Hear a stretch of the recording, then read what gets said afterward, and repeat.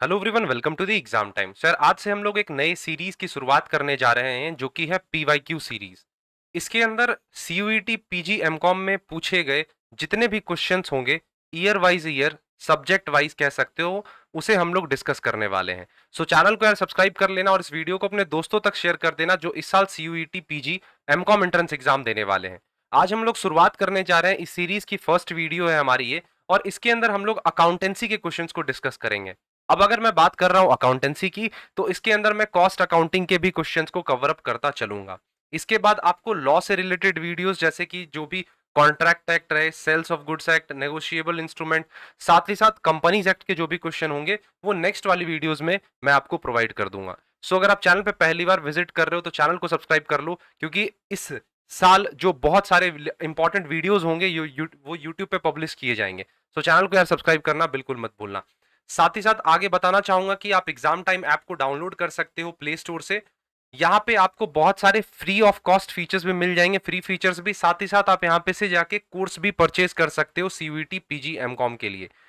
जो CUET PG MCom course है उसके लिए कंप्लीट बैच जो है वो लॉन्च कर दिया गया है, जिसके अंदर लाइव प्लस रिकॉर्डेड लेक्चर्स हैं, पीडीएफ नोट्स अवेलेबल करवाए गए हैं, ऑनलाइन टेस्ट सीरीज अपलोड कर दी गई है, डाउट सेशंस होते हैं और प्रीवियस ईयर क्वेश्चंस पेपर भी प्रोवाइड की गई हैं।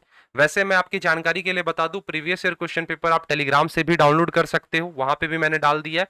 साथ ही साथ मैंने ऐप में भी अपलोड कर दिया है। टोटल 4 से 5 साल के पेपर, 5 साल के पेपर।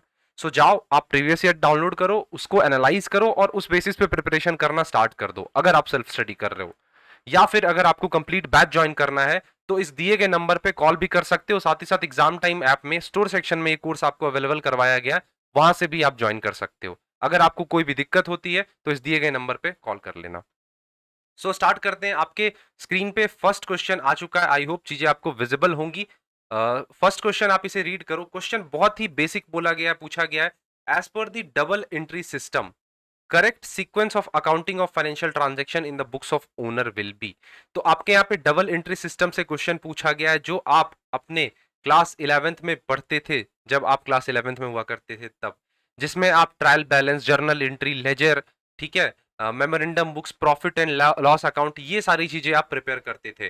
तो यहाँ पे आपको ऑप्शंस दे रखे हैं, profit and loss account and balance sheet, trial balance, ledger, journal entry, memorandum book. तो आपको यहाँ पे करेक्ट सीक्वेंस चूज करना है। तो सबसे पहले आपको पता होगा, कोई भी ट्रांजेक्शन जो भी स्टार्ट होता है वो हमारा कहां से स्टार्ट होता है, जर्नल से स्टार्ट होता है, ये चीज तो पता ही होगी।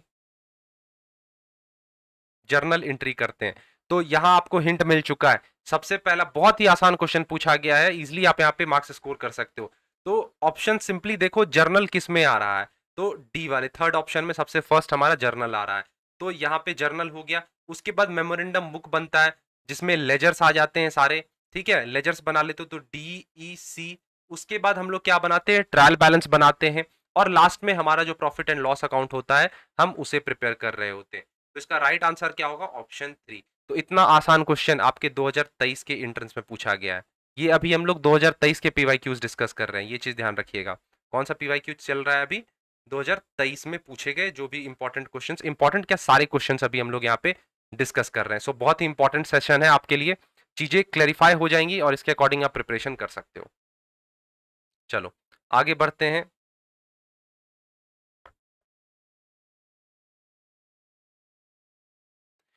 अच्छा, कुछ एक्सप्लेनेशन की बात अगर हम लोग करें तो यहाँ पे एक्टिविटीज बताए गए कि अकाउंटिंग प्रोसेस की अगर बात की जाए तो सबसे पहले बिजनेस में जो भी transaction, day to day transactions होती हैं, उसे हम लोग बुक्स ऑफ अकाउंट्स में रिकॉर्ड करते हैं। फिर उन सारे ट्रांजैक्शन को जर्नलाइज किया जाता है इन द लेजर अकाउंट। उसके बाद हम लोग ट्रायल बैलेंस प्रिपेयर करते हैं, ठीक है, और फाइनली हम लोग यहाँ पे एक फाइनेंशियल स्टेटमेंट तैयार कर लेते हैं। तो ये प्रोसेस आप ध्यान रख सकते हो, identify your transaction, record the transaction, transaction को लेजर में पोस्ट करो, ट्रायल बैलेंस बनाओ, फिर अपने वर्कशीट्स को एनालाइज कर लो। उसके बाद एडजस्टेड जर्नल एंट्री भी आपको पास करनी होती है, और लास्ट में आप फाइनेंशियल स्टेटमेंट बनाते हो, और अल्टीमेटली आपका गोल क्या होता है, बुक्स को क्लोज कर दो। ठीक है, तो ये प्रोसेस आपको फॉलो करना होता है जब आप बुक्स ऑफ अकाउंट प्रिपेयर कर रहे हो। तो बहुत ही बेसिक क्वेश्चन पूछा गया था, क्लास 11th का कंसेप्ट है आपका ये। नेक्स्ट क्वेश्चन यहाँ पे देख लो। यहाँ पे क्वेश्चन बोला गया है कि AB limited uses the following standard mix. यहाँ पे एबी लिमिटेड का स्टैंडर्ड मिक्स दे रखा है, ठीक है। AB Limited uses the following standard mix of for the production of goods A।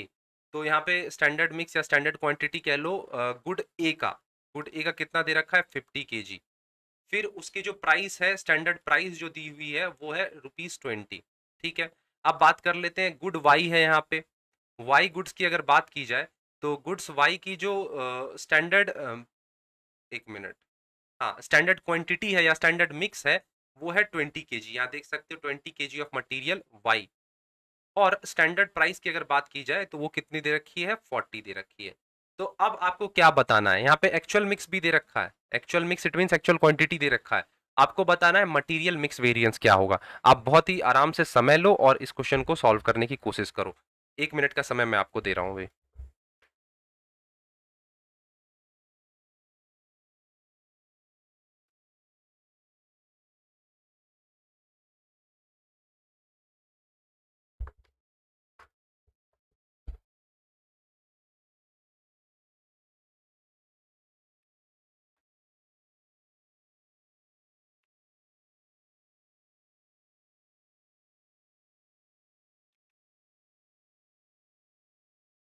फटाफट इस क्वेश्चन को सॉल्व करो, बहुत ही आसान क्वेश्चन पूछा गया है, कुछ उतना भी इसमें टफ नहीं है, बहुत ही बेसिक क्वेश्चन। अगर आपको ये क्वेश्चन मालूम है तो बहुत अच्छी बात है। अगर जिस स्टूडेंट को ये नहीं मालूम है तो यार प्रिपरेशन अपनी अच्छे से करो, क्योंकि बहुत ही बेसिक क्वेश्चन पूछा गया है यहाँ पे।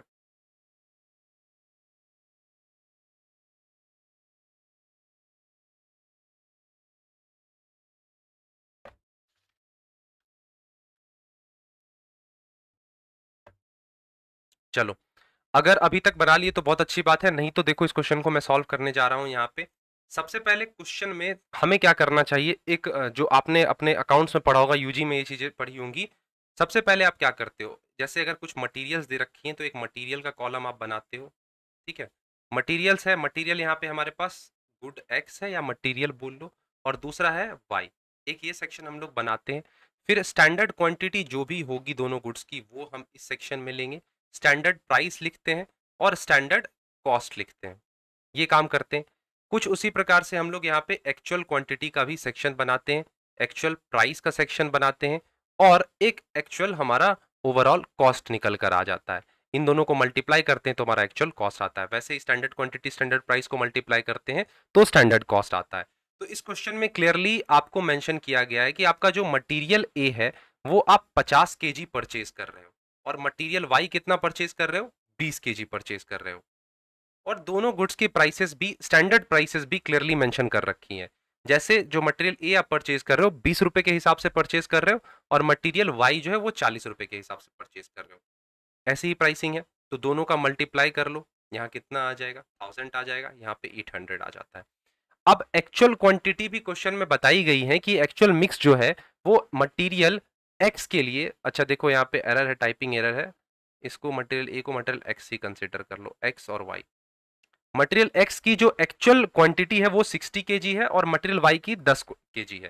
तो 60 और 10, मैं इसे इरेज करके यहाँ पे एक्स लिख दे रहा हूँ। चलो, अब देखो एक्चुअल प्राइस के बारे में मेंशन कुछ नहीं किया गया है, तो इसे हम स्टैंडर्ड प्राइस से ही मल्टीप्लाई कर देंगे। तो यहाँ पे कितना आ जाएगा, 1200, और यहाँ पे आ जाएगा हमारा 400। ठीक है, ये चीजें क्लियर है? कुछ डाउट यहाँ तक तो बता दो इसमें। मैं मानकर चलता हूँ ये सारी चीजें तुम्हें पता होंगी। चलो, अब देखो, इतना ये तुम्हें क्लियर हो गया कि क्या क्या चीजें दी गई। तुमसे क्वेश्चन में क्या पूछा गया है, सर हमसे तो मटेरियल मिक्स वेरिएंस पूछा गया है। मटेरियल मिक्स वेरिएंस का फॉर्मूला होता है स्टैंडर्ड क्वांटिटी, वैसे आरएसक्यू होता है लेकिन इस सिचुएशन में हम लोग आरएसक्यू नहीं निकालेंगे। स्टैंडर्ड क्वांटिटी इनटू, एक मिनट रुक जाओ, मैं फॉर्मूला कंफर्म कर लेना। स्टैंडर्ड क्वांटिटी, फॉर्मूला क्या था, just wait for a minute. Standard quantity minus actual quantity into standard price, ये फॉर्मूला होता है। तो हमारे पास दो गुड्स हैं एक्स और वाई, दोनों गुड्स के रिस्पेक्टिव जो भी डेटास दे रखी हैं उसको हम लोग पुट करना स्टार्ट करते हैं। एक्स का स्टैंडर्ड क्वांटिटी है 50 और एक्चुअल क्वांटिटी है 60। चलो, तो 50 minus 60 multiplied by standard price कितना दिया हुआ है, स्टैंडर्ड प्राइस है 20, तो स्टैंडर्ड प्राइस 20 से मल्टीप्लाई कर दोगे। तो जब तुम इसे सॉल्व करोगे तो इन दोनों का डिफरेंस कितना आएगा, -10 आएगा, और इंटू 20, तो ओवरऑल हमारे पास -200 आएगा। अच्छा, जब माइनस में चीजें आती हैं उसको हम लोग एडवर्स लिखते हैं। अगर प्लस में आती है तो उसे हम लोग फेवरेबल लिखते हैं।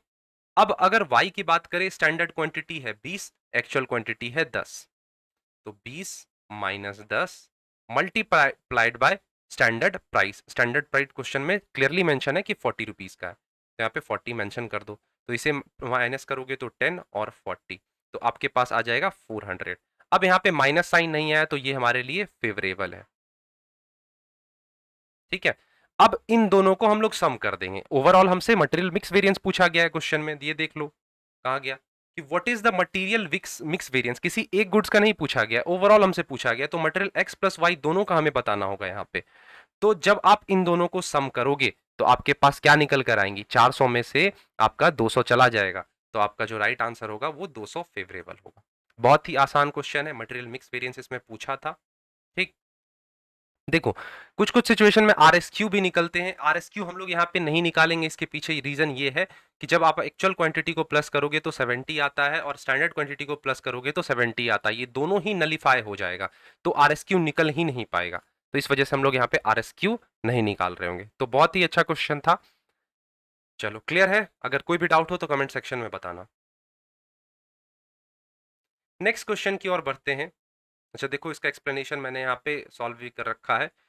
स्टैंडर्ड क्वांटिटी 50 है, स्टैंडर्ड प्राइस 20 है, मल्टीप्लाइड कर दिया, फिर एक्चुअल क्वांटिटी एक्चुअल प्राइस, फिर दोनों को मल्टीप्लाई किया तो ये आ गया। कुछ इसी प्रकार से चीज़ें निकाली हैं और एमएमबी का ये प्राइस होता है, फॉर्मूला होता है, इसी फॉर्मूला पे चीज़ों आपको पुट करनी है। क्लियर? चलो नेक्स्ट क्वेश्चन है, which type of cost technique is appropriate in the following situation. आपके सामने कुछ सिचुएशंस प्रेजेंट किए गए हैं, ठीक है, 3 सिचुएशंस है।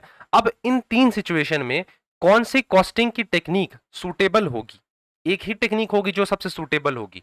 तो आपके पास यहां पे बोला गया when each work is unique, आप हर काम जो भी करोगे वो यूनिक होगा। ऐसा नहीं होगा कि वो सिमिलर काम जो आपने क्लाइंट ए के लिए बनाया वही आप क्लाइंट बी के लिए बना रहे हो। ये काम जो होंगी यहाँ पे यूनिक होगी, हर काम को इजिली आप आइडेंटिफाई कर पाओगे। और तीसरा है when cost are assigned to and accumulated for each work, cost जो होगा वो असाइन किया जाएगा और एक्यूमुलेट किया जाएगा हर एक काम के लिए, चाहे आप काम ए करो, बी करो, सी करो, डी करो, कोई भी काम करो। तो जो इसका जो राइट आंसर होगा, इसका राइट आंसर होगा जॉब कॉस्टिंग। क्या होता है जॉब कॉस्टिंग? जॉब कॉस्टिंग के बारे में अगर हम लोग जाने तो it is a costing technique that is used to track the cost associated with specific jobs और project. It is typically used by the business जो कि कस्टम सर्विसेज प्रोवाइड करते हैं, और प्रोडक्ट्स जैसे कि कंस्ट्रक्शन कंपनीज हो गए, एडवर्टीजमेंट एजेंसीज हो गए, सॉफ्टवेयर डेवलपमेंट एजेंसीज हो गए, मतलब जो आपको चाहिए आपके अनुसार जो काम करवाया जा रहा हो। इन जॉब कॉस्टिंग हर एक जॉब को यहाँ पे एक यूनिक जॉब नंबर असाइन किया जाता है। All of the cost associated with the job, जैसे कि मटेरियल, लेबर, ओवरहेड, इन सबको आप इजिली ट्रैक कर पाते हो। और किसके माध्यम से ट्रैक कर पाते हो? जो जॉब नंबर आप असाइन करते हो उसके माध्यम से आप ट्रैक कर पाते हो।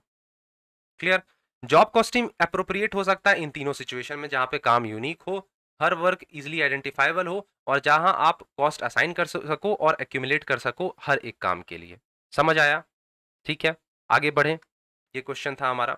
अच्छा, आपको मैं प्रोसेस कॉस्टिंग की बात बता दूं तो यहाँ पे जो हमारी कॉस्टिंग होती है वो हर एक प्रोसेस के लिए डिटरमाइन होती है। जैसे जनरली रिफाइनरीज वगैरह में ये कॉस्टिंग इस्तेमाल की जाती है, वो अलग अलग प्रोसेस से होके गुजरती हैं, प्रोसेस ए, फिर प्रोसेस बी, प्रोसेस सी, ठीक है। यूनिट कॉस्टिंग जब आप किसी एक पर्टिकुलर बैच की कॉस्टिंग निकाल रहे हो तो उस सिचुएशन में ये इंप्लाई होती है, और ऑपरेटिंग कॉस्टिंग ओवरऑल ऑपरेशन की बात वहां पे होती है। क्लियर? चल, the technique in which only variable cost are taken into consideration. बहुत ही आसान क्वेश्चन आपसे यहाँ पे पूछा गया है कि वैसा टेक्निक बताओ जहां पे वेरिएबल कॉस्ट को कंसीडरेशन में लिया जाता है for the purpose of product costing, inventory valuation and other lead important management decisions. इसको हम लोग क्या बोलते हैं? वेरिएबल कॉस्ट को आप सिर्फ और सिर्फ कंसीडर में ले रहे हो तो ये क्या हो जाएगा हमारा मार्जिनल कॉस्टिंग। अगर वेरिएबल प्लस फिक्स्ड होता तब सिचुएशन डिफरेंट होती, एब्जॉर्प्शन का केस बन जाता। लेकिन यहां पे सिर्फ बात की गई है वेरिएबल की, तो जो आपका राइट आंसर होगा वो होगा मार्जिनल कॉस्टिंग। बहुत ही आसान क्वेश्चन है। चले आगे देख लो, एक्सप्लेनेशन की बात कर लेते हैं। Marginal costing is a method of costing that focus on the cost that change with the level of production. ये वैसा कॉस्टिंग है जैसे जैसे आपका प्रोडक्शन का लेवल चेंज होगा वैसे वैसे आपकी ये कॉस्ट भी बदलती है। इसके अंदर रॉ मटेरियल की जितने लागत लगी होती है वो आते हैं, आपने जो भी लेबर्स एम्प्लॉय करे, लेबर आपने लगाए उसकी जो लागत होती है वो इसके अंदर आ जाएंगी, वेरिएबल ओवरहेड्स हो गए, ठीक है, ये सारी चीजें आती हैं। वहीं बात की जाए फिक्स्ड कॉस्ट को इस पर्टिकुलर कॉस्टिंग के अंदर इंक्लूड नहीं किया जाता है। Marginal costing is useful for a variety of management decision, जैसे आप प्राइसिंग डिसीजन ले रहे हो, बनाना है या फिर आपको खरीदना है, मेक और बाय डिसीजन जिसे हम बोलते हैं, उसमें मार्जिनल कॉस्टिंग का बहुत यूजफुल रोल होता है। प्रोडक्ट मिक्स डिसीजन आपका क्या होगा, उस सिचुएशन में भी ये चीजें मार्जिनल कॉस्टिंग की जो रोल होती है वो काफी इंपॉर्टेंट हो जाती है। नेक्स्ट क्वेश्चन एजर्शन और रीजन के फॉर्मेट में आपके सामने आया है। इस क्वेश्चन को जरा ध्यान से पढ़ना। यहां पे आपको दो स्टेटमेंट्स दे रखे हैं, one is labelled as assertion and other is reason. Assertion क्या दिया गया है, बोला गया है if the production volume in unit is 10,000 unit, ठीक है, प्रोडक्शन वॉल्यूम कितना है, 10,000 यूनिट है, और सेल्स आप उसमें से 5,000 की कर रहे हो। क्लियर मेंशन कर दिया गया कि 10,000 का आपका वॉल्यूम है जिसमें से आप 5,000 सेल कर रहे हो, इट मींस हमारा 5,000 क्लोजिंग स्टॉक हो जाएगा। सेलिंग प्राइस जो है वो 12 रुपए के हिसाब से है और वेरिएबल कॉस्ट जो है वो 6 रुपए के हिसाब से है। साथ ही साथ फिक्स कॉस्ट ओवरऑल दे रखा है 40,000। तो क्या एब्जॉर्प्शन कॉस्टिंग ज्यादा प्रॉफिट शो करेगा वेरिएबल कॉस्टिंग से? देखो एक की पॉइंट बताता हूं, जनरली जब भी ये चीज होता है एब्जॉर्प्शन कॉस्टिंग ज्यादा प्रॉफिट ही शो करता है। ये इस पे एक पर्टिकुलर क्वेश्चन रहता है टिपिकल, जब तुम सॉल्व करोगे अकाउंटिंग कॉस्टिंग में सॉल्व करोगे तो उस वक्त ये मिलता है। प्रॉपर आप फॉर्मूलाज लगा के सबसे पहले सेल्स लेते हो, उसमें से अगर आप पहले क्लोजिंग स्टॉक ले रहे हो तो फिर ऐड करते हो, ठीक है। मैं आपको बता दूंगा, the variable costing considered as full cost for a product costing and inventory valuation. क्या वेरिएबल कॉस्टिंग को फुल कॉस्ट माना जाता है प्रोडक्ट कॉस्टिंग के लिए? क्या होगा इसका आंसर? नहीं, ऐसा तो होता नहीं है। आप वेरिएबल कॉस्टिंग को फुल कॉस्टिंग कैसे मान सकते हो? तो इसका मतलब यह है कि रीजन गलत है, रीजन इज इनकरेक्ट। तो वैसा ऑप्शन ढूंढो जहां पे रीजन करेक्ट नहीं है। पहले में तो बोला गया दोनों ही सही है और आर जो है उसका करेक्ट एक्सप्लेनेशन है, ये तो होगा नहीं। दूसरे ऑप्शन में भी बोला गया दोनों ही सही है लेकिन रीजन जो है उसका सही एक्सप्लेनेशन नहीं है, तो ये भी नहीं होगा। ए तो सही है लेकिन आर जो है वो गलत है, तो ये सूटेबल आंसर है। आपका रीजन जो है वो गलत है, ठीक है। फुल कॉस्ट आप वेरिएबल को नहीं कह सकते हो, और A is not correct but R is correct.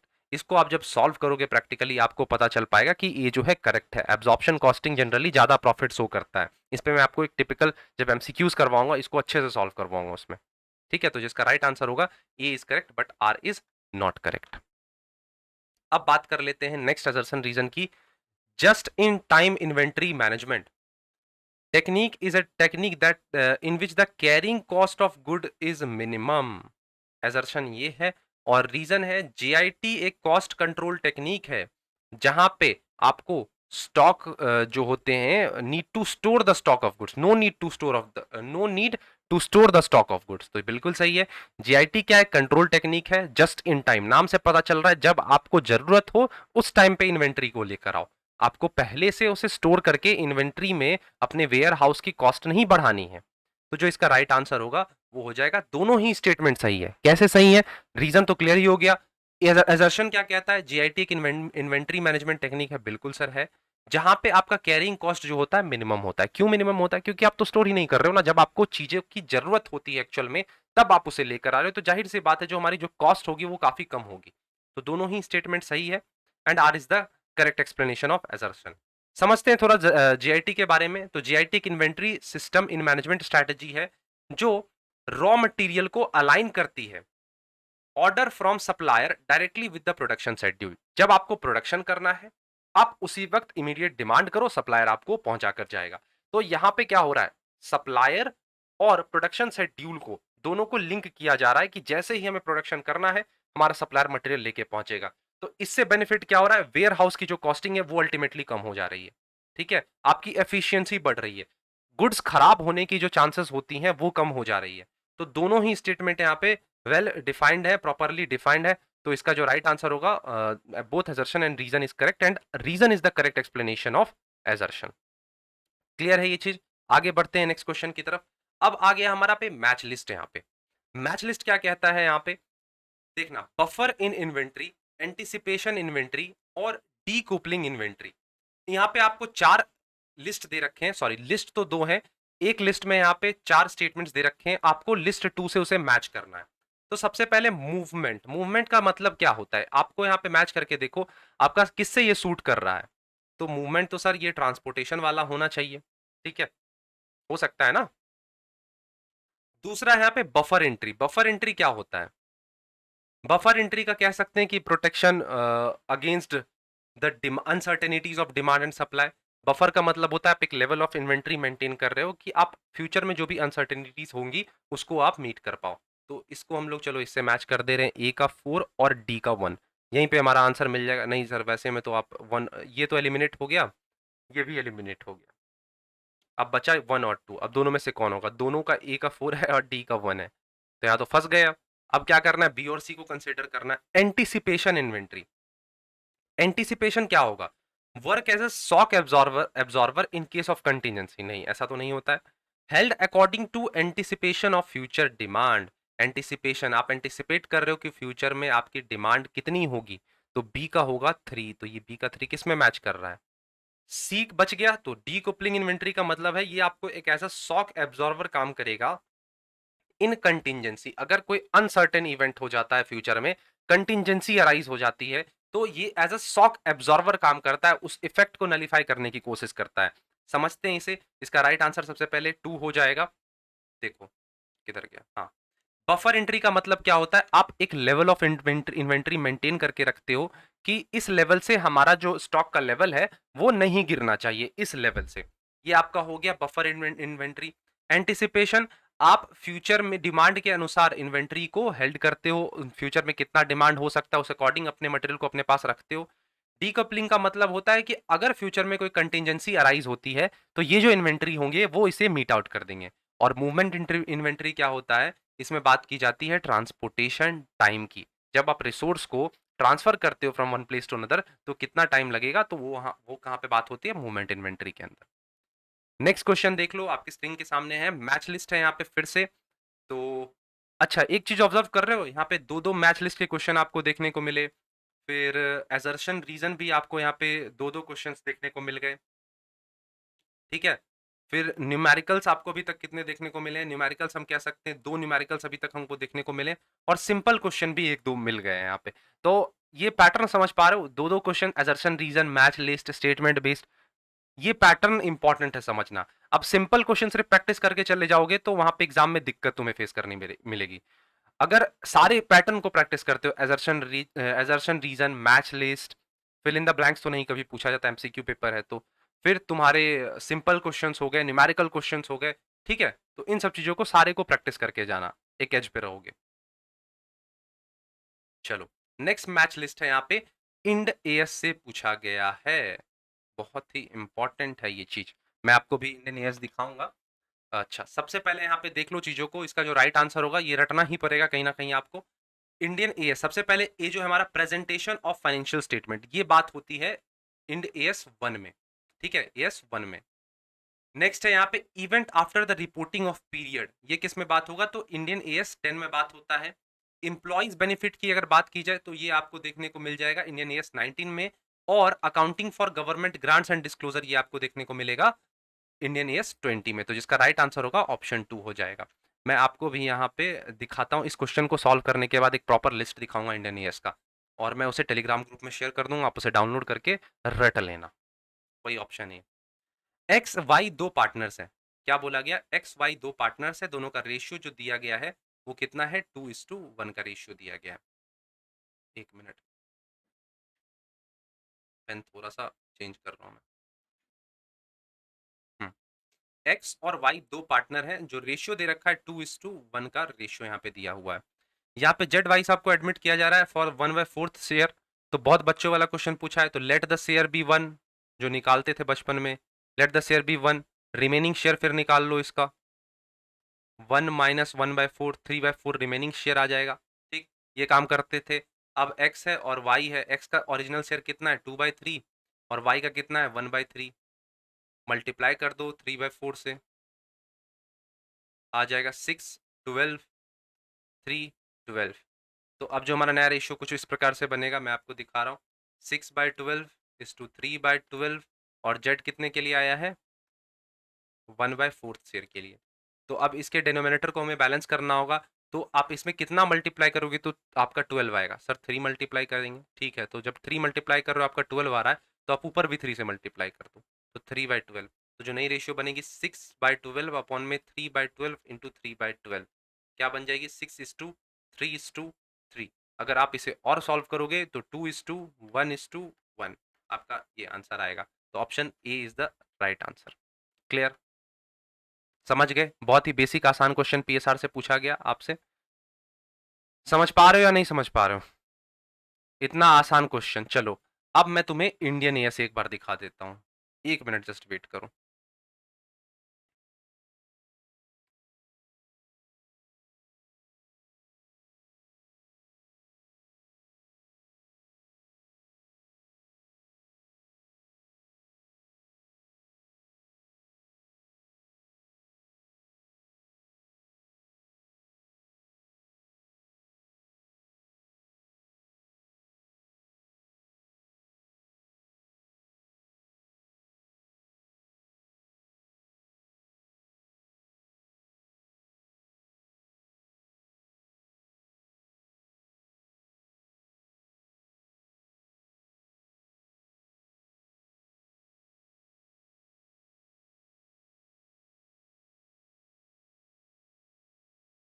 चलो आई होप चीजें आपको विजिबल होगी।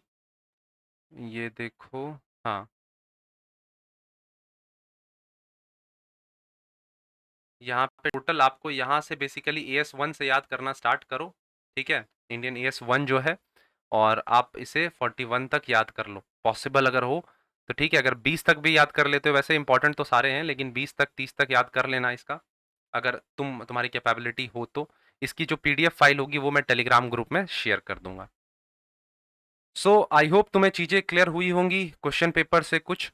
तो वीडियो को यार लाइक करना, मेहनत लगती है वीडियो बनाने में, दोस्तों तक पहुंचाना इस वीडियो को। साथ ही साथ अगर तुम इंटरेस्टेड हो इस बैच को ज्वाइन करने में तो ज्वाइन करो, बहुत सारे स्टूडेंट्स ने ऑलरेडी ज्वाइन कर रखा है। डिस्क्रिप्शन में मैंने ऐप का लिंक दे रखा है, वहां से जाओ, स्टोर सेक्शन में कोर्स को परचेज करो। ठीक है, अगर कोई दिक्कत आती है तो व्हाट्सएप पे भी कांटेक्ट कर सकते हो और दिए गए नंबर पे भी कॉल कर सकते हो। साथ ही साथ अगर तुम्हें कोई भी परेशानी एमकॉम एंट्रेंस के रिगार्डिंग या बीकॉम एंट्रेंस के रिगार्डिंग होती है तो तुम वो भी पूछ सकते हो मेरे से। सो मिलते हैं अपने नेक्स्ट वीडियो में, तब तक के लिए thank you, bye bye and take care.